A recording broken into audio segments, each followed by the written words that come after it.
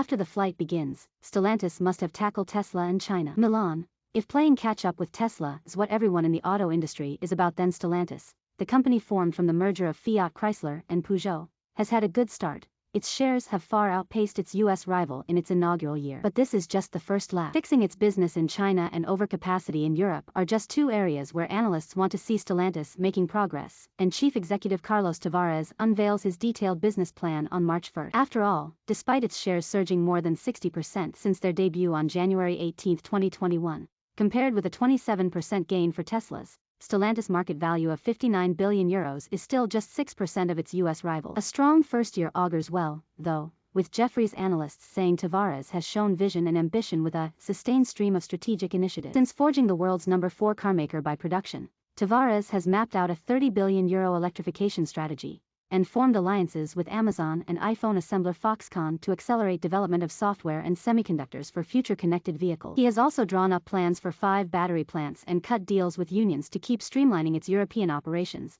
sidestepping potential labor conflicts, and pushing the company's operating profit margin up to around 10%. Excluding former Peugeot-controlled parts maker Faurecia, Stellantis' workforce was almost unchanged in the past year at around 300,000. Keeping Tavares' promise not to cut jobs or close plants following the merger. All this despite facing a semiconductor and supply chain crunch that cost global automakers millions of vehicles in lost production last year and is not expected to ease quickly. Marco Santino, a partner at management consultants Oliver Wyman, said Tavares was living up to his reputation as a practical man, avoiding a muscular approach with unions, and the outlines of his strategy were in place. The path has been mapped out already. It needs to be consolidated, he said. I don't expect fireworks from his business plan challenges, but many say more bold action is needed. Jefferies analysts, for example, say Stellantis' 14 brands, including Jeep, Ram, Citroën, Opel and Maserati, walk a fine line between differentiation and internal competition. This at a time when Tesla is leading the industry transition to an electric and software-driven future with a single brand and a highly focused strategy. Tavares has said every aspect of the group is under the microscope,